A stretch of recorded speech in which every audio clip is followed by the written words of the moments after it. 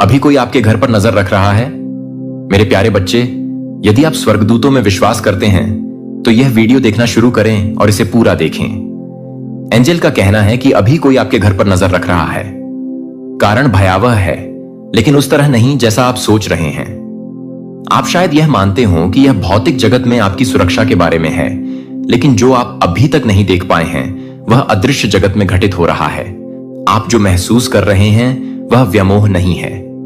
आप जो महसूस कर रहे हैं वह कोई झूठा खतरा नहीं है।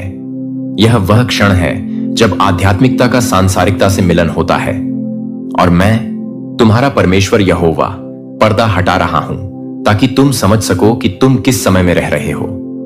कोई है जो तुम पर अपनी नजरें गड़ाए हुए हैं, इसलिए नहीं कि वह तुम्हारी प्रशंसा करता है, बल्कि इसलिए कि वह उस प्रकाश के बारे में उत्सुक है जिसे वह समझा नहीं सकता। आपकी उपस्थिति ने उनके अंधकार को भंग कर दिया है। आपकी शांति ने उनकी अराजकता को खत्म कर दिया है।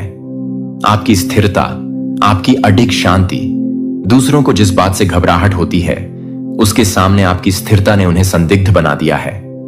वे चक्कर लगाते रहे हैं, देखते रहे हैं, कानाफूसी करते रहे हैं, आश्चर्य करते रहे हैं कि आप जैसा व्यक्ति ऐसे अस्पष्ट अनुग्रह के साथ कैसे रह सकता है। लेकिन मैं इससे आश्चर्यचकित नहीं हूं। मैंने तुमसे पहले ही कहा था कि मैं तुम्हें एक पहाड़ी पर बसा शहर की तरह बनाऊंगा जिसे छिपाया नहीं जा सकेगा। और अब आप यहां हैं, रात में चमकते हुए उन आंखों द्वारा देखे जा रहे हैं जो यह नहीं समझती कि आप क्या लेकर जा रहे हैं। इस समय कोई आपके घर पर नजर रख रहा है और इसका कारण उसके लिए भयावह है। वे यह जान रहे हैं कि जो कुछ भी उन्होंने आपसे लेने की कोशिश की उससे आपका कुछ भी नहीं बिगड़ा। वे यह जान रहे हैं कि आपके बारे में उनके द्वारा बोले गए प्रत्येक झूठे शब्द ने ही आपके उत्थान की नींव रखी है। वे यह देखने के लिए देख रहे हैं कि जिस चीज से उन्हें उम्मीद थी कि वह आपको तोड़ देगी, क्या वह अंततः काम कर गई है। लेकिन इसके बजाय वे आपको फिर से उठते, फिर से प्रार्थना करते, फिर से स्तुति करते देखते हैं। वे आपके अंदर रहने वाले लचीलेपन को नहीं समझ सकते, क्योंकि वे नहीं जानते कि आपके साथ कौन चल रहा है। भयावह बात यह नहीं है कि कोई आप पर नजर रख रहा है। भयावह बात यह है कि उन्हें यह एहसास हो रहा है कि जो मैंने कवर किया है उसे वे छू भी नहीं सकते। उन्हें एहसास हो रहा है कि उन्होंने एक व्यक्ति से लड़ने की कोशिश की थी, लेकिन वास्तव में वे किसी शाश्वत चीज से मुकाबला कर रहे थे। उन्होंने तुम्हें लड़खड़ाते हुए देखा, परंतु उन्होंने उन स्वर्गदूतों को नहीं देखा जिन्होंने तुम्हें पकड़ लिया। उन्होंने तुम्हें रोते हुए देखा, लेकिन उन्होंने कभी मेरी आवाज को आधी रात को तुम्हारी आत्मा से वादे करते हुए नहीं सुना। उन्होंने तुम्हें अकेले चलते देखा, लेकिन उन्होंने मुझे तुम्हारे साथ चलते नहीं देखा। मैं अब किसी को बेनकाब कर रहा हूं। कोई ऐसा व्यक्ति जो सोचता था कि वह अदृश्य है, कोई ऐसा व्यक्ति जो सोचता था कि उसके इरादे कभी उजागर नहीं होंगे। अंततः मैं उस व्यक्ति को उजागर कर रहा हूं जो आपके चेहरे पर मुस्कुराता था, लेकिन बंद दरवाजों के पीछे आपके कदमों का अध्ययन करता था। मैं उस व्यक्ति को उजागर कर रहा हूं जो पड़ोसी, मित्र, राहगीर होने का नाटक करते हुए बाहर खड़ा था, जबकि वास्तव में वे किसी काम से आए थे और उन्हें किसी अंधकारमय चीज द्वारा निरीक्षण करने तथा जो कुछ उन्होंने देखा उसकी रिपोर्ट करने के लिए भेजा गया था। लेकिन उन्हें यह उम्मीद नहीं थी कि मेरी महिमा आपके घर पर मंडराती रहेगी। उन्हें आपकी दीवारों में, आपके कमरों में, आपके वातावरण में मेरी उपस्थिति महसूस होने की उम्मीद नहीं थी। उन्हें आपकी कमजोरियां ढूंढने, आपके जीवन में दरारें ढूंढने के लिए भेजा गया था। लेकिन उन्होंने जो पाया वह अडिग शक्ति थी। उन्होंने पाया कि आप सिर्फ एक व्यक्ति नहीं हैं, आप एक अभयारण्य हैं, आप एक चलती फिरती गवाही हैं। तुम मेरी आत्मा का निवास स्थान हो, और जिसे मैंने पवित्र किया है उसे कोई भी षड्यंत्र छू नहीं सकता।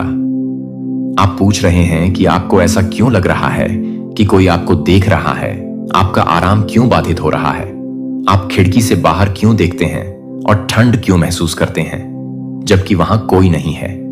ऐसा इसीलिए है क्योंकि आपकी आत्मा वह समझ रही है जिसे आपकी आंखें नहीं देख सकती। मैंने वह संवेदनशीलता आप में डाल दी है। मैंने एक कारण से आपकी जागरूकता बढ़ाई है। मैंने आपकी आत्मा को झकझोरा ताकि आप गहराई से प्रार्थना करें, आगे दबाव डालें और तब भी भरोसा करें जब तर्क कहता हो कि कुछ भी गलत नहीं है। कोई ऐसा है जो आपको देखना बंद नहीं कर सकता। इसलिए नहीं कि वे आपसे प्यार करते हैं, बल्कि इसलिए कि वे इस बात से डरते हैं कि आप क्या बन रहे हैं। उन्होंने आपको टूटी हुई हालत में देखा और मान लिया कि आपकी कहानी यहीं खत्म हो जाएगी। लेकिन अब वे आपकी रोशनी को वापस लौटते हुए देख रहे हैं। वे चुपचाप आपको ठीक होते हुए देख रहे हैं। वे आपको फिर से हंसते हुए देख रहे हैं, बावजूद इसके कि आपकी आत्मा को नष्ट करने वाली हर चीज आई थी। वे देख रहे हैं कि आपके जीवन में आनंद का तेल पुनः प्रवाहित होना शुरू हो गया है, और वे यह नहीं समझते कि आपने जो किया उससे आप कैसे बच गए। लेकिन मैं समझता हूं, क्योंकि मैं हर तूफान में तुम्हारे साथ था। मैं तब तुम्हारे साथ था जब तुम्हारे पास देने के लिए कुछ भी नहीं बचा था। जब वे चले गए तो मैं तुम्हारे साथ था। जब उन्होंने झूठ बोला तो मैं आपके साथ था। मैं तुम्हारे साथ था जब रातें लंबी होती थीं और नींद नहीं आती थी। और अब मैं इस नई घड़ी में, न्याय की घड़ी में आपके साथ हूं। जो आंखें आपको देख रही हैं, वे कुछ ऐसा देखेंगी जिसकी उन्होंने कभी उम्मीद नहीं की थी। वे आपके घर को एक किले में बदलते देखेंगे। वे देखेंगे कि तुम्हारा नाम आत्मा में भारी हो गया है। वे आपके हाथों को आराधना में ऊपर उठते हुए और आपके पैरों को स्थिरता के ऐसे स्थान पर मजबूती से खड़े हुए देखेंगे जिसके बारे में उन्होंने कभी सोचा भी नहीं होगा कि आप वहां तक पहुंच पाएंगे। वे आपके जीवन में सूखे के बाद बारिश की तरह चमत्कार देखेंगे। वे उन प्रार्थनाओं का उत्तर पाएंगे जिनके बारे में उन्हें पता भी नहीं था कि आपने प्रार्थना की थी। और जब वे देखेंगे तो मैं वही करूंगा जो केवल मैं ही कर सकता हूं। मैं तुम्हारी कहानी को एक संकेत और आश्चर्य में बदल दूंगा। मैं तुम्हारे शत्रुओं को भी तुम्हारा परिवर्तन दिखाऊंगा। मैं उन लोगों को जो तुम्हें श्राप देना चाहते थे, तुम्हारे आशीर्वाद के कारण भयभीत कर दूंगा। मैं उन देखने वालों को अपनी शक्ति का साक्षी बनाऊंगा। आपको देख रहे व्यक्ति को लगा कि उसके पास शक्ति है। उन्होंने सोचा था कि उनकी उपस्थिति से लोग डर जाएंगे, लेकिन इसके बजाय वे ही डरने लगे। वे ही हैं जो यह महसूस कर रहे हैं कि वे पवित्र भूमि पर हैं। वे ही हैं जो यह समझते हैं कि आपका घर सिर्फ दीवारों से नहीं बनता, यह घोषणाओं से आच्छादित है, आराधना से सराबोर है तथा वादों से मुहरबंद है। मैं हर कमरे से होकर गुजरा हूं।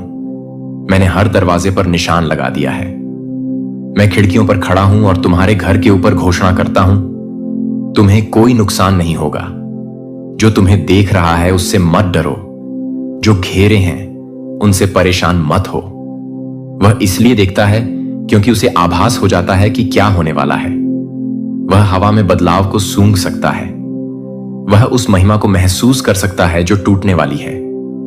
वह तुम्हारी दिशा में स्वर्ग की आवाज सुन सकता है। तुम्हारा उत्थान निकट है और इसीलिए तुम्हारा युद्ध तीव्र रहा है। इसीलिए आंखें बढ़ गई हैं। लेकिन आंखें परिणाम नहीं बदलती हैं। राय भाग्य नहीं बदलती। निगरानी संप्रभुता को नहीं रोक सकती। मैंने जो आदेश दिया है मैं उसे पूरा करूंगा। अंत में मैं तुम्हारे जीवन में जो छिपा है उसे उजागर कर रहा हूं। और मैं सिर्फ लोगों को उजागर नहीं कर रहा हूं, मैं पैटर्न को उजागर कर रहा हूं। मैं अस्वस्थ चक्रों को उजागर कर रहा हूं जो बहुत लंबे समय से मौन में घूम रहे हैं।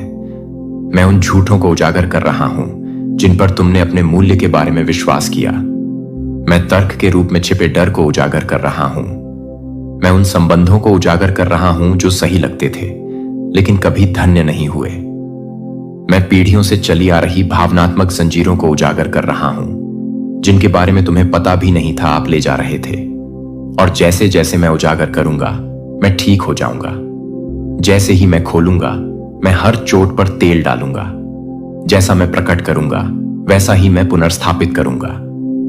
आप पर नजर रखने का उद्देश्य यह नहीं है कि आपको नुकसान पहुंचाया जाए। आप पर नजर रखी जा रही है क्योंकि स्वर्ग आपकी सफलता पर नजर रख रहा है।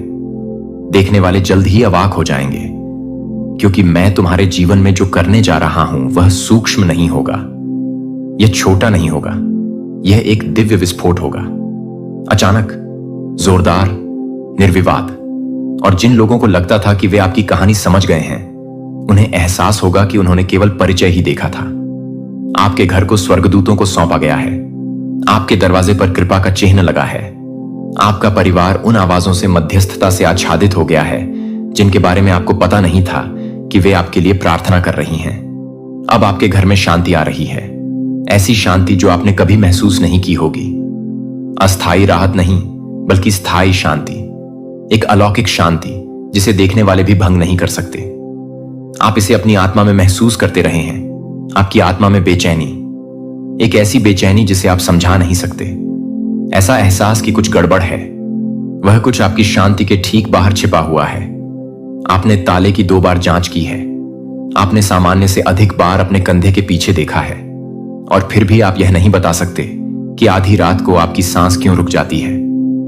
आपको लगता है कि यह सिर्फ आपकी कल्पना है, लेकिन मैं, प्रभु, तुमसे कहता हूं कि यह तुम्हारी कल्पना नहीं है। आप किसी वास्तविक बात को समझ रहे हैं। आपको यह बात स्वयं ही पता लगाने के लिए नहीं कहा गया था। जो भावना आपको है, वही मैं हूं। मैंने तुम्हारी आत्मा से फुसफुसाकर कहा ताकि तुम प्रार्थना करना शुरू कर सको। मैंने तुम्हें इसलिए जगाया ताकि तुम याद रखो कि तुम्हारा शरण स्थान तुम्हारे घर की दीवारों में नहीं, बल्कि मेरी आत्मा में है। हां, कोई आपके घर पर नजर रख रहा है, लेकिन बच्चे, मैं उन्हें देख रहा हूं। मैं सब देखता हूं। मेरी दृष्टि से कुछ भी नहीं बचता। मैं नहीं सोता, मैं आराम नहीं करता। मेरी नजर हमेशा तुम पर रहती है। जबकि अन्य लोग गोपनीयता से देखते हैं, मैं संप्रभुता से देखता हूं। मुझसे कोई योजना छिपी नहीं है। इसमें कोई भी मकसद इतना गहरा नहीं है कि मैं उसे उजागर कर सकूं। मैंने तुम्हें उस उपस्थिति का एहसास कराया, डर पैदा करने के लिए नहीं, बल्कि तुम्हें आत्मा में जागृत करने के लिए। जो चीज तुम्हें डराने के लिए बनाई गई थी, वही तुम्हें मेरे करीब ले जाएगी। क्योंकि जब तुम अपना मुख मेरी ओर घुमाते हो और मेरा नाम पुकारते हो, तो सारा आकाश हिलने लगता है। मैं अपने बच्चों को रात में अकेला नहीं छोड़ता। इस उपस्थिति को छिपाने की कोशिश की गई है। यह चुपचाप चला गया है। इसने घुलने मिलने की कोशिश की है, लेकिन मैं आपको बता दूं, इसका पर्दा अब उठने वाला है। अंततः परमेश्वर वह उजागर कर रहा है जिसे आपको अकेले नहीं उठाना था। अंततः आपके घर पर नजर रखने वाला व्यक्ति सामने आ जाएगा। कारण भयावह है, हां, लेकिन मेरा हाथ बड़ा है। आपने सोचा होगा कि क्या यह आध्यात्मिक मामला है? आप ठीक कह रहे थे। यह सिर्फ भौतिक स्थान की बात नहीं है। यह उस बारे में है जो मैंने तुम्हारे अंदर रखा है। आपके जीवन में ऐसा प्रकाश है जिसे अन्य लोग बर्दाश्त नहीं कर सकते। आपके घर में शांति है, लेकिन वे समझ नहीं पाते। आपके परिवार के चारों ओर एक दैवीय सुरक्षा है जिसे वे हिलाना चाहते हैं, परंतु वे सफल नहीं होंगे, क्योंकि मैं, यहोवा, ने अपने स्वर्गदूतों को तुम्हारे घर पर नियुक्त कर दिया है। मैंने तुम्हारी आत्मा के द्वार पर सदियां तैनात कर दी हैं। यहां तक कि जब आप सोते हैं तब भी मैं नहीं सोता। जब तुम डरते हो तब भी मैं अविचल रहता हूं। महादूत माइकल को पहले ही भेज दिया गया है। वह आपके घर के सामने खड़ा है, धार्मिकता की तलवार खींची हुई, आग और पवित्रता में लिपटा हुआ। आप उसे देख नहीं सकते, लेकिन वह वहां है। वह छाया जिसे तुमने कुछ बुरा समझा था, वह आपके और आपके बीच में खड़ा था, जिसका मतलब डर पैदा करना था। अंधेरे में फुसफुसाई गई हर योजना अब मेरे हाथों में सौंप दी गई है, और मैं इसे नष्ट कर रहा हूं। उन्होंने तुम पर इसलिए नजर नहीं रखी कि तुमने क्या गलत किया है, बल्कि इसलिए कि मैंने तुम्हारे जीवन पर क्या थोपा है। उन्हें आभास होता है कि कुछ आने वाला है, एक सफलता, एक उन्नति, एक आशीर्वाद जो प्रकट होने के कगार पर है। उन्होंने आपका नाम वहां देखा है जहां उन्हें इसकी उम्मीद नहीं थी। उन्होंने बंद दरवाजों के पीछे आपके बारे में हो रही बातचीत सुनी है, और ईर्ष्या धुएं की तरह उठने लगी है। परंतु मैं तुमसे कहता हूं कि जो कुछ मैंने पवित्र ठहराया है, उसे ईर्ष्या की कोई आग भस्म न करेगी। यदि आप दान देना चाहते हैं या अपनी सराहना दिखाना चाहते हैं, तो आप $100 तक का सुपर थैंक्स दे सकते हैं। जो आपको देख रहा है वह यह दिखावा कर सकता है कि वह हानि रहित है। वे सार्वजनिक रूप से मुस्कुरा सकते हैं। हो सकता है कि उन्होंने एक बार आपको मित्र भी कहा हो, लेकिन कुछ बदल गया। जब उन्होंने देखा कि मैं तुम्हारे साथ क्या कर रहा हूं, तो उनके दिल में कुछ बदलाव आया। उनकी आत्मा आक्रोश को छिपा नहीं सकी, भले ही उनके शब्दों ने ऐसा करने की कोशिश की। लेकिन आप अंधे नहीं हैं। मैं आपसे बात कर रहा था। मैं आपकी आत्मा को झकझोर रहा हूं। तुम्हें पता चल गया है कि यह कौन है। आपने इसका सपना देखा है। आपने इसे खारिज कर दिया है।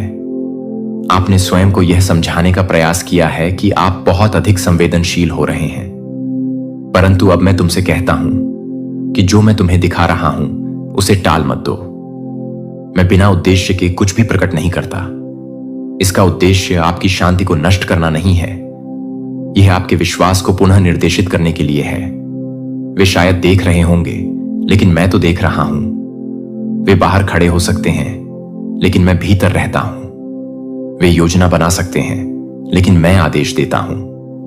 अब मुझ पर विश्वास करो, मुझ पर पहले से भी अधिक विश्वास करो।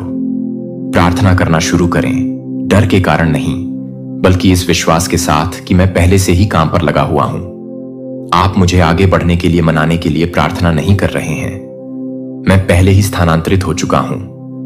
आप स्वयं को घटित हो रहे चमत्कार के साथ जोड़ने के लिए प्रार्थना कर रहे हैं। अब आपकी प्रार्थनाएं घोषणाएं हैं। अब आपके शब्दों में आग है।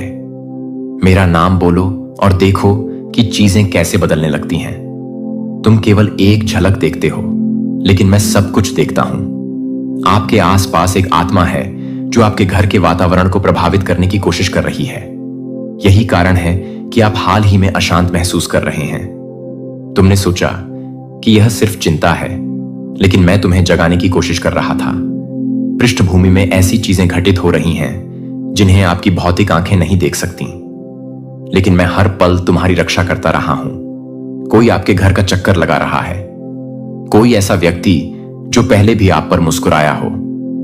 आप मानते थे कि कोई व्यक्ति बस गुजर रहा था, लेकिन ऐसा नहीं था। यह व्यक्ति किसी गहरी बात, किसी गुप्त बात से बंधा हुआ है जिसे वे कभी नहीं चाहते थे कि आप जानें। वे आपके स्थान, आपके जीवन और आपके विश्वास तक पहुंच चाहते थे, लेकिन मैंने उन्हें प्रवेश करने से रोक दिया है। वे यह समझने की कोशिश कर रहे हैं कि आपके दिल तक दोबारा कैसे पहुंचा जाए, लेकिन उनके कारण अब मासूम नहीं रहे। वे यह समझना चाहते थे कि आप तक कैसे पहुंचा जाए, प्रेम के कारण नहीं, बल्कि ईर्ष्या के कारण। उन्होंने आपके आशीर्वाद को देखा और उसका श्रेय लेना चाहा। उन्होंने आपका उपकार देखा और उसे हटाने के लिए चुपचाप षड्यंत्र रचा। परंतु वे यह नहीं समझ पाए कि मैंने तुम्हारे घर पर एक आध्यात्मिक मुहर लगा दी है। कोई भी बुरी योजना, कोई भी झूठी कानाफूसी, कोई भी अंधेरा इरादा उस चीज से नहीं गुजर सकता जिसे मैंने मुहर बंद कर दिया है। अब मुझ पर पहले से भी अधिक विश्वास करो। अपनी चुप्पी पर मेरा विश्वास करो। मेरा विश्वास करो। जब तुम बिना किसी कारण के आधी रात को जाग जाते हो, वह कोई आकस्मिक क्षण नहीं था। यह मैं ही था जो तुम्हारी आत्मा को प्रार्थना करने के लिए प्रेरित कर रहा था, मुझे पुकारने के लिए। मैंने तुम्हारे घर के बाहर एक देवदूत रखा है। मैंने पहले ही आकाश में चेतावनी भेज दी है और पर्दाफाश करना भी शुरू कर दिया है। अंततः परमेश्वर इस व्यक्ति को उजागर कर रहा है जिसने बहुत चालाकी से आपका फोन हैक कर लिया, जिसके साथ आप हंसे थे, जिसे आपने हानि रहित समझा था। उन्होंने कहा कि उन्होंने यह काम जिज्ञासावश किया, लेकिन यह सिर्फ जिज्ञासा नहीं थी, यह गणना थी। वे आपकी योजनाओं के बारे में अधिक जानना चाहते थे। वे आपकी निजी बातचीत का पता लगाना चाहते थे। वे आपके विचारों, आपकी गतिविधियों, आपके इरादों को समझना चाहते थे। क्यों? क्योंकि वे आपका वह संस्करण बनने की कोशिश कर रहे थे जो वे कभी नहीं बन सकते। लेकिन मैंने उन्हें रोक दिया। मैंने तुम्हारी पहचान पर एक दैवीय अवरोध लगा दिया है। उन्होंने सोचा होगा कि उन्हें आपके डेटा तक पहुंच प्राप्त है, लेकिन वास्तव में उन्हें आपके भाग्य तक कभी पहुंच नहीं मिली। मेरे बच्चे, तुम्हें यह समझना होगा, आप आध्यात्मिक रूप से जितना समझते हैं उससे कहीं अधिक सुरक्षित हैं। हर बार जब आप प्रार्थना करते थे, तब भी जब आपको लगता था कि आपकी आवाज कमजोर हो गई है, मैंने उसे रिकॉर्ड कर लिया। मैंने तुम्हारे शब्दों को आग में लपेट दिया और अपने स्वर्गदूतों को तुम्हारी दीवारों पर खड़ा होने के लिए भेज दिया। तुम्हारा अकेले में रोया हर आंसू कभी अनदेखा नहीं होता। मैंने उनमें से प्रत्येक को बोतल में बंद कर दिया है और मैं उनका प्रयोग न्याय करने के लिए करूंगा। आप सुरक्षित हैं, आप पकड़े गए हैं, आपके साथ कुछ भी गलत नहीं होगा। हां, कोई आपकी दुनिया को हिलाने की कोशिश कर रहा है, परंतु मैं वह परमेश्वर हूं जिसे हिलाया नहीं जा सकता। जब मैं यह कहता हूं तो मुझ पर विश्वास करें। यह बेहतर है कि मैं तुम्हें अभी सत्य दिखा दूं, बजाय इसके कि बाद में तुम भ्रम में फंस जाओ। आपने संकेत देखे, आपने बदलाव महसूस किया। हंसी बदल गई, पाठ छोटे होते गए, उत्तर धीमे हो गए, उपस्थिति अधिक ठंडी महसूस हुई। वह आपकी कल्पना नहीं थी, यह आपकी आत्मा थी जिसने आपके मन द्वारा परिवर्तन को स्वीकार करने से पहले ही उसे पहचान लिया। आप अपने आप से कहते रहे कि ज्यादा मत सोचो, लेकिन मैं ही था जो तुम्हें धकेल रहा था। मैं ही फुसफुसा रहा था, ध्यान दो। इस व्यक्ति ने सोचा कि वे पहले की तरह फिर से तुम्हारे जीवन में प्रवेश कर सकते हैं, लेकिन उन्हें एहसास नहीं हुआ कि मैंने पहली बार तुम्हारी आंखों पर पर्दा डाला था ताकि तुम सही समय पर उनका असली चेहरा देख सको। और यही वह क्षण है जब मैं अब मुखौटा उतार रहा हूं। तुम इसे एक संदेश में देखोगे, तुम इसे एक आवाज में सुनोगे, तुम इसे अपने सीने में महसूस करोगे। इसे अनदेखा मत करो, मैं तुम्हें बचाने की कोशिश कर रहा हूं। एक कारण है कि तुम नींद खो रहे हो, एक कारण है कि तुम्हें अचानक हफ्तों पहले की वह अजीब बातचीत याद आ गई। एक कारण है कि जब तुमने अपनी स्क्रीन पर उनका नाम देखा तो तुम्हें ठंड लग गई। तुम्हारी आत्मा तुम्हारे तर्क से ज्यादा जोर से बोलने की कोशिश कर रही है। इसे जाने दो, तुम पागल नहीं हो, तुम पागल नहीं हो, तुम बहुत संवेदनशील नहीं हो रहे हो, तुम जागृत हो रहे हो। जो व्यक्ति अभी तुम्हारे घर को देख रहा है वह शायद तुम्हारी गली में भी ना हो, लेकिन वह आध्यात्मिक रूप से देख रहा है। वह ईर्ष्या के साथ मिश्रित जिज्ञासा की जगह से देख रहा है। उनके इरादे उन्हें भले ही बुरे ना लगें, लेकिन वे मेरे सामने शुद्ध नहीं हैं। और मैं एक ऐसा परमेश्वर हूं जो सब कुछ देखता है। वे पुनः जुड़ना चाहते हैं, लेकिन उनकी इच्छा का मूल अहंकार है। वे आपका अगला कदम जानना चाहते हैं, इसलिए नहीं कि वे आपका जश्न मना रहे हैं, बल्कि इसलिए कि वे आपको रोकना चाहते हैं। लेकिन वे ऐसा नहीं करेंगे, मैं इसकी अनुमति नहीं दूंगा। मेरे बच्चे, तुम्हें डरने की जरूरत नहीं है। आपको जल्दबाजी करने, घबराने या डर कर अपने बाल बदलने की कोई जरूरत नहीं है। बस प्रार्थना करते रहो, बस भरोसा रखें, बस मुझे वही बताने दीजिए जो बताने की जरूरत है। अगले कुछ दिनों में एक कॉल आने वाली है, एक संदेश, एक नाम जिसे आपने काफी समय से नहीं सुना है। प्रतिक्रिया देने में जल्दबाजी न करें, पहले इसे मेरे पास लाओ। इससे पहले कि आप उनसे बात करें, मुझे आपकी आत्मा से बात करने दीजिए। मैं तुम्हें स्पष्टता दूंगा, मैं तुम्हें शांति दूंगा। इस समय आपकी आध्यात्मिक दुनिया में बदलाव हो रहा है। यही कारण है कि आप कुछ लोगों से अलग थलग महसूस कर रहे हैं। यही कारण है कि अचानक आपको उनसे बात करने का मन नहीं करता जिनके साथ आप हंसते थे। यही कारण है कि जब सतह पर सब कुछ ठीक लगता है तब भी आपको एक रहस्यमयी बेचैनी महसूस होती है, क्योंकि मैं आपको नकली से अलग कर रहा हूं। यह आपकी जागृति का समय है। यह वह मौसम है जहां मैं तुम्हें हर अस्पष्ट संबंध, हर छिपी हुई दोस्ती, हर विषाक्त आत्मिक बंधन से बाहर खींच रहा हूं। मुझे पता है इससे दुख होता है। मैं जानता हूं कि आप उनमें सर्वश्रेष्ठता पर विश्वास करना चाहते हैं, लेकिन मुझे आपके लिए यह करने दीजिए। मुझे आपकी शांति को भंग करने वाली चीजों को हटाकर आपकी शांति की रक्षा करने दीजिए। आपसे कभी भी यह अपेक्षा नहीं की गई थी कि आप हमेशा चीजों को समझने का बोझ उठाते रहें। यह मेरा काम है। आपको किसी को कुछ साबित करने की जरूरत नहीं है। आपको यह बताने की आवश्यकता नहीं है कि आपकी ऊर्जा में परिवर्तन क्यों हुआ। उन्हें आश्चर्य करने दो, उन्हें सवाल करने दीजिए, उन्हें भ्रमित होने दो। मैं इससे निपट लूंगा। अभी मैं आपके भविष्य की रक्षा कर रहा हूं। मैं आपके नाम की रक्षा कर रहा हूं। मैं कानाफूसी करने वालों को चुप करा रहा हूं। मैं जासूसों को हटा रहा हूं। आप स्पष्टता के मौसम में प्रवेश करने वाले हैं। आप उस बात को समझ जाएंगे जो कभी आपको भ्रमित करती थी।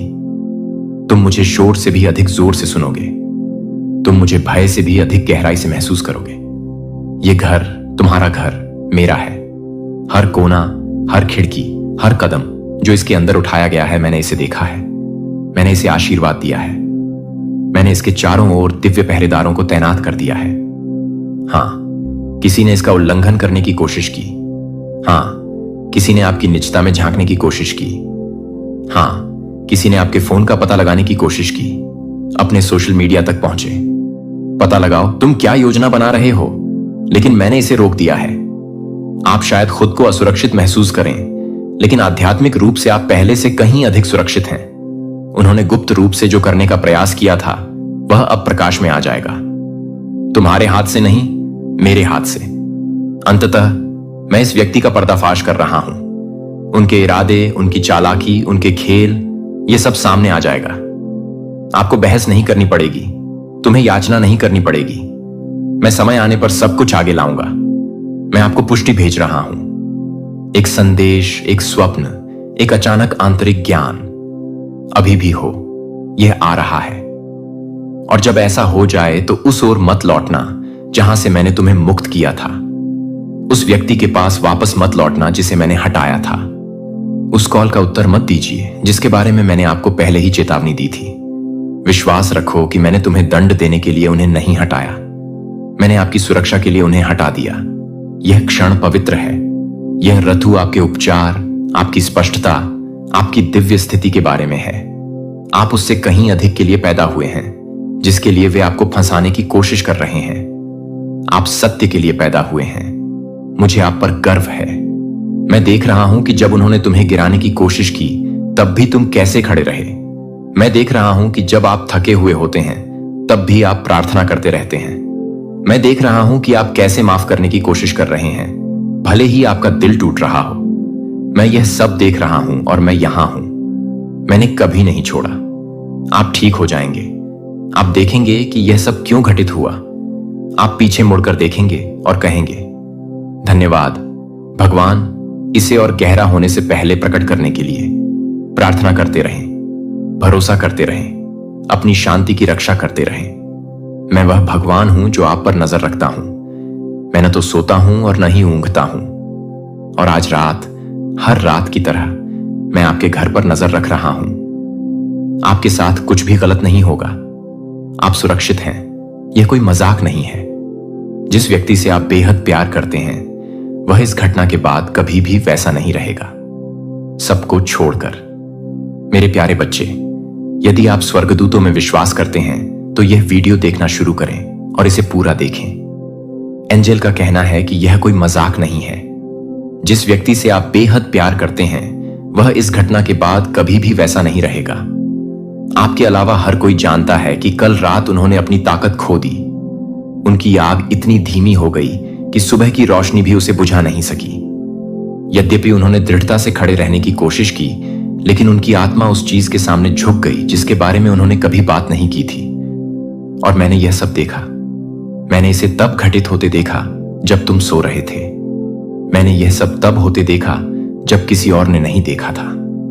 मैंने उन्हें चुपचाप बैठे और अपनी आंखें बंद करते देखा, शांति से नहीं बल्कि एक प्रकार की पराजय से जिसके लिए उनके पास शब्द नहीं थे। और अब सब कुछ अलग है, लेकिन आपने अभी तक इस पर ध्यान नहीं दिया है क्योंकि आपका हृदय उनके प्रकाश में विश्वास करता है, क्योंकि आपका प्यार हार मानने को तैयार नहीं है, क्योंकि जब वे हमसे दूर चले गए तब भी तुम मध्यस्थता में खड़े रहे।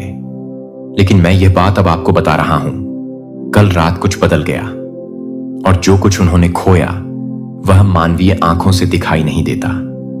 उन्होंने अपनी सांस नहीं खोई, लेकिन उन्होंने कुछ अधिक महत्वपूर्ण चीज खो दी, लड़ने की इच्छा। उनकी आवाज में जो साहस छिपा था वह शर्म और रहस्य के नीचे दब गया। वे आपकी उपस्थिति में हंसते और सिर हिलाते हुए चल रहे हैं, लेकिन अंदर ही अंदर वे उलझते जा रहे हैं। यह संदेश आपको डराने के लिए नहीं है, यह तुम्हें तैयार करने के लिए है, क्योंकि मैं चाहता हूं कि तुम अब मेरी आंखों से देखो। मैं चाहता हूं कि आप यह दिखावा करना बंद करें कि कुछ हुआ ही नहीं। मैं चाहता हूं कि आप जागरूक रहें। आप उस चीज को ठीक नहीं कर सकते जिसे आप स्वीकार नहीं करेंगे। आप उस चीज को ठीक नहीं कर सकते जिसे आप छू नहीं सकते। उन्होंने अपना विश्वास खो दिया। उन्होंने वह दूरदृष्टि खो दी जो कभी उनके पास थी। उन्होंने एक ऐसे क्षण में अपना एक हिस्सा खो दिया जिसे वे कभी नहीं भूल पाएंगे। और वे आपको यह बताने से डरते हैं क्योंकि वे नहीं चाहते कि आप चले जाएं। वे पहले ही अपने आप को यह विश्वास दिला चुके हैं कि यदि आपको कभी पता चल गया कि वास्तव में क्या हुआ था तो आप वहां से चले जाएंगे। इसलिए इसके बजाय उन्होंने चुप्पी को चुना है। उन्होंने इसे मुस्कुराहटों और उथली बातचीत के नीचे दबाना चुना है। लेकिन आप बेहतर जानते हैं, आप महसूस करते हो। अब आप उनके पीछे आने वाले भार को महसूस करते हैं। आपने देखा होगा कि जब आप भविष्य के बारे में बात करते हैं तो उनकी नजरें आपकी नजरों से बच जाती हैं। आपने देखा होगा कि वे बोलने की अपेक्षा अधिक रुकते हैं। ऐसा नहीं है कि वे आपसे प्यार नहीं करते। बात यह है कि उन्हें यह नहीं पता कि वे अब आपके प्यार के लायक हैं या नहीं। और मैं ही अब आपको यह बात बता रहा हूं, क्योंकि मेरे पास इस व्यक्ति के लिए योजनाएं हैं और मेरे पास आपके लिए योजनाएं हैं। और मैं नहीं चाहता कि कल का झूठ उस पुनर्स्थापना को भ्रष्ट कर दे जो मैंने पहले ही लिखी है। मैंने हर निशान देखा है, मैंने हर आंसू को गिना है। मैं अंधेरे में उनके साथ खड़ा रहा जब उन्हें लगता था कि कोई भी कभी नहीं जान पाएगा। और मैंने इस क्षण की प्रतीक्षा की है कि आप मुझे सुने, कि आप अंततः अपना हृदय उस बात के लिए खोलें जो मैं आपको दिखाने का प्रयास कर रहा हूं। यही वह क्षण है जहां रहस्योद्घाटन निर्णय से मिलता है। यहीं पर आराम खत्म हो जाता है और टकराव शुरू हो जाता है। हिंसा से नहीं, दोषारोपण से नहीं, बल्कि सत्य से। क्योंकि मैं उनसे प्यार करता हूं और मैं तुमसे प्यार करता हूं, और मैं तुम दोनों को मौन रहकर नष्ट नहीं होने दूंगा। मैं उस शांत समझौते को उजागर कर रहा हूं, वह रहस्य जिसके बारे में उन्हें उम्मीद थी कि वह अपने आप ही गायब हो जाएगा। मैं उन्हें शर्मिंदा करने के लिए नहीं, बल्कि उन्हें वापस लाने के लिए उजागर कर रही हूं, क्योंकि कल रात उन्होंने सिर्फ साहस ही नहीं खोया, उन्होंने अपनी आवाज भी खो दी है, और उसे वापस पाने के लिए उन्हें मदद की जरूरत है। उन्हें अपने दुख को सहने के लिए किसी की आवश्यकता है। उन्हें किसी ऐसे व्यक्ति की आवश्यकता है जो सत्य बोलने पर भी पीछे ना हटे। और मैंने तुम्हें वह व्यक्ति चुना है। मैं जानता हूं यह भारी है, मैं जानता हूं कि यह असंभव लगता है, लेकिन अगर आप यात्रा के इस हिस्से को पूरा करने में सक्षम नहीं होते तो मैं आपको यहां नहीं रखता। आप जितना जानते हैं उससे कहीं अधिक शक्तिशाली हैं। तुमने मुझसे उत्तर के लिए रो रो कर प्रार्थना की है। तुमने देर रात में फुसफुसाकर मुझसे पूछा था कि वे क्यों बदल रहे हैं, और मैंने तुम्हारी बात सुन ली है। आपने सोचा कि शायद आप कुछ गलत कर रहे हैं, लेकिन मैं तुम्हें बता दूं, यह तुम्हारी गलती नहीं है। ऐसा इसलिए नहीं है कि आप कुछ करने में असफल रहे। ऐसा इसलिए है क्योंकि उस समय आपकी पीठ पीछे कुछ ऐसा हुआ जिसे आप नियंत्रित नहीं कर सके। लेकिन मैं वहां था, और अब मैं आपको उपचार के स्थान पर ले जाना चाहता हूं, यदि आप तैयार हों। उन्होंने अपनी शांति खो दी है, लेकिन मैं उसे वापस दे सकता हूं। उन्होंने अपनी स्पष्टता खो दी, लेकिन मैं इसे बहाल कर सकता हूं। उन्होंने अपनी आशा खो दी, लेकिन मैं फिर से जीवन में सांस ले सकता हूं। लेकिन मैं आपकी सहमति के बिना ऐसा नहीं करूंगा, क्योंकि उपचार में आपकी भागीदारी भी आवश्यक है। आपको उन चीजों को माफ करना होगा जिन्हें आप अभी तक नहीं समझ पाए हैं। आपको उन जगहों पर भी प्रेम करना होगा जो अभी भी अप्रिय लगती हैं। आपको अपनी अपेक्षाओं से आगे बढ़ना होगा और उस अनुग्रह को पकड़ना होगा जिसका कोई मतलब नहीं है। मैं वहीं रहता हूं, मैं यहीं काम करता हूं, उन जगहों पर जहां दर्द दया से मिलता है और मौन गीत से मिलता है। तुमने मुझसे एक संकेत मांगा और मैंने तुम्हें यह शब्द दिया। आपने मुझसे पूछा कि मैं आपको दिखाऊं कि वास्तव में क्या हो रहा है, और मैंने पर्दा खोल दिया। अभी सुने, मैं वह परमेश्वर हूं जो टिड्डियों द्वारा खाए गए वर्षों को बहाल करता हूं। मैं वह परमेश्वर हूं जो राख से पुनर्निर्माण करता हूं। मैं वह परमेश्वर हूं जो ऐसे घावों को भर देता हूं जिन्हें कोई और नहीं देख सकता। मैं वह परमेश्वर हूं जो टूटेपन में से सुंदरता लाता हूं। मैं आघात से भयभीत नहीं हूं, मैं उलझन से भ्रमित नहीं हूं।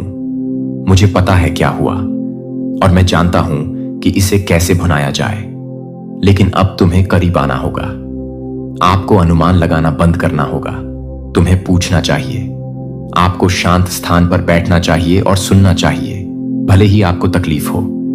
जब आप यह पढ़ रहे हैं तो मैं उनका दिल नरम कर रहा हूं। मैं उनमें बोलने की इच्छा जगा रहा हूं। वे आपको बताना चाहते हैं। वे डरते हैं, लेकिन वे ऐसा करना चाहते हैं, और आपकी प्रतिक्रिया हर चीज को आकार देगी। यदि आप प्रेम से सुनेंगे तो वे ठीक होने लगेंगे। यदि आप बिना किसी निर्णय के उन तक पहुंचेंगे तो वे पुनः विश्वास करने लगेंगे। लेकिन अगर आप मुंह फेर लेंगे तो मौन पहले से भी अधिक प्रबल होकर लौटेगा। इसीलिए मैं तुम्हें यहां लाया हूं। इसीलिए आपको यह भार महसूस होता है। यह सिर्फ भावना नहीं है, यह एक दैवी कार्य है। आपको इस क्षण के लिए चुना गया था। इस आत्मा पर भरोसा किया गया था, और मैं आपके साथ चल रहा हूं। उन्होंने अपनी ताकत खो दी, सिर्फ शरीर का नहीं बल्कि आत्मा का भी। जब आप सो रहे थे तो उनके अंदर से कुछ चीज खिसक गई। जब आप उपचार का सपना देखते थे और प्रेम की वापसी पर विश्वास करते थे, तब वे अंधेरे में भटकते रहे और उन स्थानों पर गिरते रहे जहां उनका मन पहुंचने को तैयार नहीं था। परंतु हे प्रियतम, तुम सुरक्षित थे। आप पवित्र उपस्थिति से घिरे हुए थे। स्वर्गदूतों की फुसफुसाहट आपकी सांस और आपकी आशा की रक्षा कर रही थी। आपने आज उनकी चुप्पी पर ध्यान दिया होगा, या फिर यह देखा होगा कि उनकी आंखें आपकी ओर देखने के बजाय आपकी ओर देख रही थीं। यह कोई भ्रम की स्थिति नहीं थी, वह थकान नहीं थी। यहीं से शून्यता का निर्माण शुरू हुआ।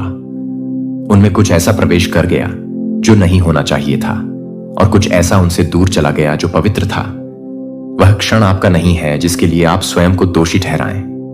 भगवान कहते हैं कि तुम असफल नहीं हुए। आपने प्रार्थना की, आपने इंतजार किया, आपने प्यार किया, तुम्हें दे दिया। लेकिन पर्दे के पीछे क्या चल रहा था, यह अब तक आपकी आंखों के सामने नहीं था। अंततः परमेश्वर आपके दर्द के लिए नहीं, बल्कि आपकी स्पष्टता के लिए उजागर कर रहा है। आपको चोट पहुंचाने के लिए नहीं, बल्कि आपको इनकार और झूठी आशा के कोहरे से उबारने के लिए। सत्य यह है कि पीड़ा न दी जाए। इसका उद्देश्य मुक्ति दिलाना है। बहुत समय से आप पूछते आ रहे हैं, मुझे ऐसा क्यों लगता है कि कुछ कमी है, लेकिन मुझे कोई नहीं बताएगा। परमेश्वर अब आपको उत्तर देता है। सत्य को आपसे इसीलिए नहीं छिपाया गया क्योंकि आप अंधे थे, बल्कि इसीलिए क्योंकि प्रेम ने आपको इतना साहसी बना दिया कि आप अच्छाई पर विश्वास कर सके, तब भी जब अन्य लोग पहले ही हार मान चुके थे। आपके अलावा हर कोई जानता है कि कल रात उन्होंने अपनी रोशनी खो दी। उनके निर्णयों में ऐसी बात का स्वागत किया गया जिसे वे मान्यता नहीं देते थे, और अब वे ऐसे काम करने की कोशिश कर रहे हैं जैसे कुछ भी नहीं बदला है। लेकिन लाखों लोग यीशु पर विश्वास करते हैं, लेकिन हर कोई एक जैसे यीशु पर विश्वास नहीं करता। बाइबल में जो यीशु बताया गया है वह कुरान में दिखाई देने वाले यीशु से अलग है। बाइबल और कुरान दोनों ही यीशु का जिक्र करते हैं, उन्हें पहचानते हैं और उनका सम्मान करते हैं। दोनों के अनुसार यीशु मरियम से जन्मे थे, चमत्कार किए थे और एक दिन फिर से लौटेंगे। लेकिन 7 बड़ी बातें हैं जो मसीही धर्म के यीशु को इस्लाम के यीशु से अलग करती हैं। यीशु के बारे में बाइबल और कुरान के बीच के फर्क को अच्छे से समझने के लिए हमें समय में थोड़ा पीछे जाना पड़ेगा। हमें उन दिनों में जाना होगा जब भविष्यवक्ताओं का समय था। बाइबल में यीशु की कहानी उनके जन्म से भी बहुत पहले शुरू होती है। सच तो यह है कि उनके जन्म से करीब 800 साल पहले एक भविष्यवक्ता ने उनके आने की भविष्यवाणी की थी। भविष्यवक्ता यशायाह ने लिखा था, इसलिए खुद प्रभु तुम्हें एक संकेत देंगे।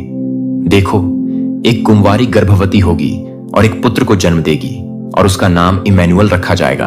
और यशायाह अकेले नहीं थे। भविष्यवक्ता मीका ने भी उनके जन्म स्थान के बारे में पहले ही बता दिया था। लेकिन हे बेतलेहम एफ्राथा, हालांकि तू यहूदा के परिवारों में छोटा है, तुझ में से वह निकलेगा जो इजराइल पर शासन करेगा। भविष्यवक्ताओं ने इसमें कोई शक नहीं छोड़ा था।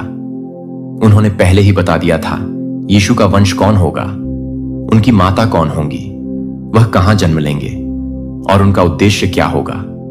यह बच्चा साधारण नहीं होगा, वह मसीहा होगा, परमेश्वर का पुत्र और एक सदियों पुराना वादा पूरा करने वाला। अब सवाल आता है, कुरान में क्या यीशु के जन्म की भविष्यवाणी की गई थी? तो इसका जवाब है हां, लेकिन एक बिल्कुल अलग तरीके से। इस्लाम में पुराने नियम की तरह कई भविष्यवक्ता नहीं थे जो यीशु के आने की घोषणा करते, बल्कि वहां एक सीधी स्वर्ग से आई सूचना दी गई। और सूरा 3 में लिखा है, जब फरिश्ते ने कहा, ए मरियम, अल्लाह तुम्हें अपने एक वचन की खुशखबरी देता है, उसका नाम मसीह यीशु मरियम का बेटा होगा। उसे इस दुनिया और आखिरी दुनिया में इज्जत दी जाएगी और वह अल्लाह के करीब लाए गए लोगों में से होगा। यहां यीशु को मसीह कहा गया है, लेकिन ईश्वर का अवतार नहीं। कुरान में मसीह का मतलब है अभिषिक्त या चुना हुआ, लेकिन जैसा कि मसीही धर्म में होता है वैसा दिव्य नहीं। इस्लाम में यीशु को पहले की भविष्यवाणियों की पूर्ति के रूप में नहीं देखा जाता, क्योंकि इस्लाम में अंतिम और सच्चे भविष्यवक्ता मोहम्मद को माना जाता है। जहां बाइबल में सारी भविष्यवाणियां सीधी यीशु की ओर इशारा करती हैं, वहीं कुरान में सारे नबी अल्लाह की एकता की तरफ रास्ता दिखाते हैं और यीशु उनमें से बस एक हैं। आखिरी मंजिल नहीं, लेकिन दोनों ग्रंथ एक बात पर एक साथ आते हैं। यीशु के जन्म की घोषणा लुका 1 में हम पढ़ते हैं कि एंजेल गैब्रियल नासरत में एक कुंवारी लड़की मरियम के पास आया। उसने कहा, तुम गर्भ धारण करोगी, एक बेटे को जन्म दोगी और उसका नाम यीशु रखना। वह महान होगा और परम प्रधान का पुत्र कहलाएगा। मसीही विश्वास में यह पल सिर्फ एक नए जीवन की घोषणा नहीं था, बल्कि एक अनंत योजना का खुलासा था कि खुद परमेश्वर इंसान बनेगा। यह बच्चा उद्धार करता होगा, परमेश्वर का पुत्र। कुरान के सूरह 19 में लिखा है, और किताब में मरियम का जिक्र करो। जब वह अपने परिवार से दूर पूर्व की तरफ चली गई थी, वह उनसे पर्दे के पीछे छुप गई थी। फिर हमने अपनी रूह को उसके पास भेजा, जो एक पूरी तरह से बना हुआ आदमी बनकर उसके सामने आया। मरियम डर गई और बोली, मैं तुमसे रहम करने वाले अल्लाह की पनाह मांगती हूं। अगर तुम अल्लाह से डरते हो, तब फरिश्ता उसे दिलासा देता है और कहता है, मैं बस तुम्हारे रब का एक दूत हूं, ताकि तुम्हें एक पाक और पवित्र पुत्र दिया जा सके। कुरान में स्वर्ग से आए संदेशवाहक का नाम जिब्रील है और महिला है मरियम, एक कुंवारी। लेकिन उनके मतलब में बड़ा फर्क है। बाइबल में यह बच्चा परम प्रधान का पुत्र होगा, जबकि कुरान में वह परमेश्वर का एक शुद्ध और आज्ञाकारी सेवक होगा, लेकिन ईश्वर नहीं। मुसलमानों के लिए यीशु, जिन्हें अरबी में ईसा कहा जाता है, एक अद्भुत जन्म थे, लेकिन वे परमेश्वर के पुत्र नहीं थे। वे एक नबी थे, एक चुने हुए इंसान। लेकिन मसीही विश्वास में इस घोषणा का मतलब सिर्फ एक जन्म नहीं था। यह उस पल को दिखाता है जब परमेश्वर खुद इंसान के रूप में आया। तो चलिए जानते हैं बाइबल और कुरान में यीशु के जन्म को कैसे बताया गया है। बाइबल में यीशु का जन्म एक अंधेरी रात को बेतलहम में हुआ। मरियम, जो लंबी सफर से थकी हुई थी, बड़े ही साधारण और नम्र माहौल में बच्चे को जन्म देती हैं। यीशु एक अस्तबल में जन्मे, जहां जानवरों के बीच मरियम और उनके मंगेतर यूसुफ मौजूद थे। लेकिन स्वर्ग शांत नहीं रहा। आकाश में फरिश्तों ने गीत गाए और चरवाहे पहले गवाह बने। उन्होंने सुना, आज दाऊद के नगर में तुम्हारे लिए एक उद्धारकर्ता जन्मा है, जो मसीह प्रभु है। मसीही विश्वास में यह जन्म कोई साधारण घटना नहीं थी। यह उस क्षण को दिखाता है जब परमेश्वर ने इंसानी रूप धारण किया, जब अनंतता ने मानव कमजोरी के बीच प्रवेश किया। अब चलिए कुरान की ओर चलते हैं, जहां यीशु का जन्म बिल्कुल अलग माहौल में होता है, जो बाइबल की कहानी से बहुत अलग है। यीशु बेतलहम में जन्म नहीं लेते, ना किसी अस्तबल में, ना जानवरों के बीच, बल्कि उनका जन्म एक खजूर के पेड़ के नीचे पूरी तरह अकेलेपन में होता है। मरियम अकेली थी, ना उनके साथ यूसुफ थे, ना कोई चरनी, ना कोई चरवाहे। तो मरियम ने उसे गर्भ में लिया और एक दूर के स्थान पर चली गई। जब प्रसव पीड़ा ने उन्हें घेरा, तो वह एक खजूर के पेड़ के तने के पास आ गई और उन्होंने कहा, काश मैं इससे पहले ही मर गई होती और लोगों की नजरों से बिल्कुल भुला दी गई होती। कुरान में मरियम बिल्कुल अकेली दिखाई देती है। अपने दर्द में वह निराशा में पुकार उठती है। लेकिन फिर खुदा हस्तक्षेप करता है। फिर एक आवाज उनके नीचे से आई, घबराओ नहीं, तुम्हारे रब ने तुम्हारे पैरों के नीचे एक नहर बहा दी है। अब खजूर के पेड़ के तने को अपनी तरफ हिलाओ, तो तुम्हारे ऊपर ताजे पके खजूर गिरेंगे। इन्हें खाओ, पानी पियो और खुश रहो। यहां कोई गवाह नहीं थे, ना आकाश में कोई रोशनी चमक रही थी, ना फरिश्तों का कोई गाना सुनाई दे रहा था। यह दृश्य ना तो सार्वजनिक था और ना ही भव्य। यहां कोई भीड़ इकट्ठा होकर खुशी नहीं मना रही थी। यह एक बहुत ही निजी और प्यारा चमत्कार था, जहां खुदा ने अपनी दासी को सीधे ढाढ़स बंधाया और उसे ताजे पानी और खजूरों से ताकत दी, जो खजूर के पेड़ से गिरे थे। कुरान में यीशु के जन्म का सटीक पल नहीं बताया गया है। ना तो जन्म की प्रक्रिया का जिक्र है, ना बच्चे के दिखने का, और ना ही इस बात का कि उसका स्वागत कैसे हुआ। अगली बात जो हम पढ़ते हैं वह यह है, मरियम अपने लोगों के पास लौटती हैं, अपने नवजात बच्चे को बाहों में लिए हुए, और फिर कुछ अद्भुत होता है। एक ऐसी बात जो बाइबल में कहीं नहीं बताई गई है। जब लोग मरियम को बच्चे के साथ देखते हैं, तो वे सवाल उठाते हैं, शक करते हैं और उन पर आरोप लगाते हैं। मरियम चुप रहती है, लेकिन वह अकेली नहीं थी। खुद यीशु जो उस समय सिर्फ एक नन्हा बच्चा था, झूले से बोल पड़ता है, सचमुच मैं अल्लाह का सेवक हूं। उसने मुझे किताब दी है और मुझे नबी बनाया है। एक नवजात बच्चा पूरी गंभीरता के साथ बोलता है, अपनी मां का बचाव करता है और अपने मिशन की घोषणा करता है। इस दृश्य में कहीं भी उसकी ईश्वरीय पहचान का ऐलान नहीं होता, बल्कि एक साफ मकसद दिखाई देता है। यीशु एक नबी हैं, परमेश्वर के सेवक हैं जो एक संदेश लेकर भेजे गए हैं। बाइबल और कुरान दोनों एक बात पर सहमत हैं। यीशु का जन्म मरियम से हुआ, एक चमत्कारी जन्म जिसमें किसी इंसानी हस्तक्षेप की जरूरत नहीं पड़ी। लेकिन उनके जन्म की कहानी के विवरण में बहुत फर्क है। बाइबल में यीशु का जन्म एक असली जगह पर हुआ, बेतलेहम के छोटे से शहर में, जैसा कि भविष्यवक्ता मीका ने पहले से भविष्यवाणी की थी। यहां यीशु का जन्म परमेश्वर के पुत्र के रूप में होता है और उनका आना एक पुराने वादे की पूर्ति की शुरुआत को दिखाता है। वहीं दूसरी ओर कुरान में किसी खास जन्म स्थान का जिक्र नहीं किया गया, बल्कि एक खजूर के पेड़ के नीचे जन्म की कहानी बताई गई है। यहां यीशु अल्लाह के एक नबी के रूप में जन्म लेते हैं और नवजात अवस्था में ही अपने पहले शब्द बोलते हैं, गवाही देते हैं और झूले से ही एक नबी की तरह बोलते हैं। यही है वह बुनियादी फर्क बाइबल के यीशु और कुरान के ईसा के बीच। बाइबल इस सवाल का बिना किसी झिझक के जवाब देती है। यूहन्ना के पहले ही वाक्य में लिखा है, आदि में वचन था और वचन परमेश्वर के साथ था और वचन परमेश्वर था और वचन देह बना और हमारे बीच में निवास किया। बाइबल में यीशु पूरे कहानी के सेंटर में है। उन्हीं के इर्द गिर्द सब कुछ घूमता है। उत्पत्ति से लेकर प्रकाशित वाक्य तक पूरा शास्त्र उनके बारे में ही बताता है। यीशु की भविष्यवाणी यशायाह ने की थी, उनकी घोषणा गैब्रियल ने की थी।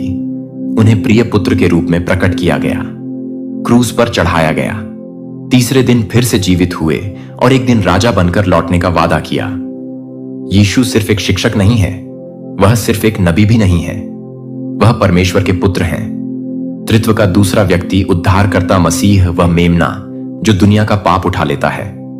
मसीही विश्वास में यीशु खुद परमेश्वर का अवतार है। वह आदि और अंत है, शुरुआत और अंत दोनों। उनका उद्देश्य सिर्फ शिक्षा देना नहीं था, बल्कि छुड़ाना था। वे केवल सुधारने नहीं आए थे, बल्कि मानवता को परमेश्वर से मेल कराने आए थे, अपने बलिदान और पुनरुत्थान के द्वारा। लेकिन कुरान में इसका जवाब कुछ अलग है। यीशु, जिन्हें ऐसा कहा जाता है, ना तो परमेश्वर हैं, ना ही परमेश्वर के पुत्र हैं और ना ही वे ट्रिनिटी का हिस्सा हैं। इस्लाम में ऐसा मानना शर्क कहलाता है, यानी अल्लाह के साथ किसी और को जोड़ना, और यह इस्लाम में सबसे बड़ा पाप माना जाता है। कुरान में ईसा मरियम के बेटे को सबसे बड़े नबियों में गिना जाता है। उनका जन्म चमत्कारी ढंग से हुआ था और वे जन्म से ही पवित्र थे।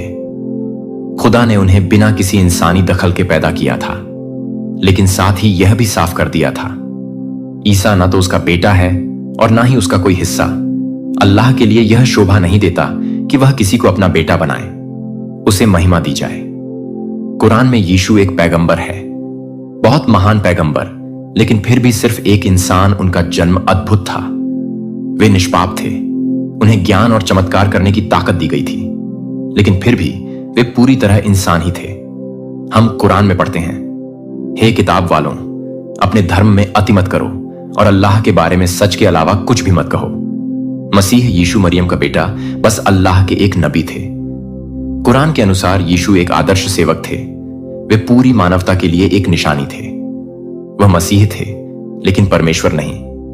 उन्हें इस्राएल की संतान के पास भेजा गया था, इंजील यानी असली सुसमाचारक लेकर, ताकि वे तौराह की पुष्टि करें और एक आने वाले नबी मोहम्मद की घोषणा करें। बाइबल में यीशु पापों को क्षमा करते हैं, पानी पर चलते हैं, लोगों की आराधना स्वीकार करते हैं और खुद कहते हैं, जिसने मुझे देखा है उसने पिता को देखा है। कुरान में यीशु बचपन से ही बोलते हैं।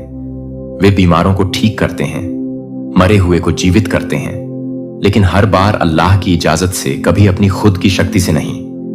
आइए अब और गहराई से समझते हैं मसीही और इस्लामी विश्वास में यीशु के जीवन और चमत्कारों के बीच क्या फर्क है। अब हम आते हैं यीशु की कहानी के एक सबसे आकर्षक और शक्तिशाली पहलू पर, उनके चमत्कारों और उनकी सेवकाई पर। यह एक ऐसा विषय है जहां मसीही और इस्लामी विश्वास मिलते भी हैं और गहराई से अलग भी हो जाते हैं। बाइबल और कुरान दोनों ही बताते हैं कि यीशु, जिन्हें अरबी में ईसा कहा जाता है, ने अद्भुत चमत्कार किए थे। उन्होंने बीमारों को ठीक किया, मरे हुए लोगों को जिलाया और ऐसे चिन्ह दिखाए जो प्रकृति के नियमों को भी तोड़ते थे। लेकिन भले ही काम देखने में एक जैसे लगते हैं, फिर भी उनकी शुरुआत, उनके अर्थ और उनके उद्देश्य दोनों धर्मों में एक दूसरे से बिल्कुल अलग हैं। बाइबल में सुसमाचार हमें एक ऐसी सेवकाई की कहानी सुनाते हैं जिसने पूरी दुनिया को हिला दिया था। सिर्फ 3 साल और यीशु ने एक कभी न मिटने वाली छाप छोड़ दी। उन्होंने सिर्फ अपने शब्दों से नहीं, बल्कि अपने चमत्कारों से भी दिलों को बदल दिया, जो प्रकृति के नियमों को भी झुका देते थे। सिर्फ 3 सालों में उन्होंने एक ऐसी विरासत बना दी जो कभी नहीं मिटेगी। यीशु सिर्फ बोलने नहीं आए थे, वह अधिकार के साथ काम करने आए थे। उन्होंने अंधों को आंखें दी, कोढ़ियों को शुद्ध किया, थोड़ी सी रोटियों और मछलियों से हजारों को खिलाया, सिर्फ एक शब्द से तूफानों को शांत किया, पानी पर चले और मरे हुए को जीवित किया। उनके सबसे शक्तिशाली चमत्कारों में से एक है लाजर का फिर से जीवित होना। हम पढ़ते हैं, तब यीशु गहरी भावना से भरकर ऊंचे स्वर में पुकारे, लाजर बाहर आ। और जो मर चुका था वह बाहर आ गया। सोचिए, कौन ऐसा है जो एक मुर्दे को आवाज दे और वह चल पड़े। मसीही विश्वासियों के लिए यह चमत्कार केवल शक्ति के चिन्ह नहीं है, यह इस बात का जीता जागता सबूत है कि यीशु देह में आए परमेश्वर हैं। यीशु को कभी भी शक्ति उधार नहीं लेनी पड़ी। उन्होंने बस आदेश दिया और प्रकृति ने उनकी आज्ञा मानी। बाइबल में हम देखते हैं यीशु पापों को क्षमा करते हैं, अपनी खुद की शक्ति से मृतकों को जलाते हैं और परमेश्वर के राज्य की घोषणा पूर्ण अधिकार के साथ करते हैं। उनकी सेवकाई ने एक आत्मिक क्रांति को जन्म दिया, इसीलिए उन्हें गहरे प्यार भी मिला और गहरी नफरत भी। और अब चलिए सुनते हैं कि कुरान क्या कहता है। इस्लाम में भी यीशु ने चमत्कार किए और कुछ चमत्कार तो वही हैं जो बाइबल में दर्ज है। लेकिन एक बहुत महत्वपूर्ण फर्क है, हर चमत्कार अल्लाह की अनुमति से होता है। यह बात कुरान में बार बार दोहराई जाती है, यह साफ कर देने के लिए कि ईसा अपनी खुद की शक्ति से काम नहीं करते, बल्कि एक आज्ञाकारी नबी के रूप में अल्लाह की सेवा करते हैं। सूरह 3 में लिखा है, मैं तुम्हारे पास तुम्हारे रब की ओर से एक निशानी लेकर आया हूं। मैं तुम्हारे लिए मिट्टी से एक पक्षी की शक्ल बनाऊंगा, फिर उसमें फूंक मारूंगा और वह अल्लाह की अनुमति से उड़ने लगेगा। कुरान में यीशु हमेशा अल्लाह की अनुमति से चमत्कार करते हैं। यह शब्द बार बार आता है। कुरान में बताए गए चमत्कारों में शामिल है अंधों को ठीक करना, कोढ़ियों को चंगा करना, मरे हुए को जीवित करना और 2 ऐसे अद्भुत चमत्कार जिनका बाइबल में जिक्र नहीं है। बचपन में झूले से बोलना और मिट्टी से बनाए गए पक्षी को जान डालकर उड़ाना। यीशु ने ऐसे चमत्कार किए जो साफ दिखाते हैं कि वह बाकी नबियों से अलग थे। लेकिन यह इसलिए नहीं था कि वह खुद परमेश्वर थे, बल्कि इसलिए क्योंकि अल्लाह ने उन्हें यह करने की अनुमति दी थी। यहां तक कि झूले से बोलना, जो बाइबल में नहीं बताया गया, कुरान में एक बहुत खास चमत्कार के रूप में दर्ज है। कुरान में यीशु साफ कहते हैं, सचमुच मैं अल्लाह का सेवक हूं, उसने मुझे किताब दी है और मुझे नबी बनाया है। यह काम उनके अनोखे और पवित्र स्वभाव को दिखाते हैं जो उन्हें बाकी नबियों से अलग करते हैं। लेकिन यह काम उनकी दिव्यता का सबूत नहीं बनते, बल्कि कुरान साफ चेतावनी देता है। यीशु को परमेश्वर का रूप मानना सबसे बड़ा पाप है, जिसे इस्लाम में कुफ्र कहा जाता है। इसीलिए कुरान में यीशु की सेवकाई का मकसद है तोराह की पुष्टि करना और उनके बाद आने वाले नबी मां मोहम्मद की घोषणा करना। कुरान के अनुसार यीशु एक सच्चे और वफादार नबी थे। उन्हें खुदा ने शक्ति दी थी और वे एक बड़ी भविष्यवाणी की योजना का हिस्सा थे। लेकिन बाइबल में यीशु की सेवकाई एक सीधा रास्ता दिखाती है जो क्रूस की ओर जाता है। बाइबल में यीशु की सेवकाई परमेश्वर के राज्य की घोषणा करती है और मानवता को उनके उद्धार बलिदान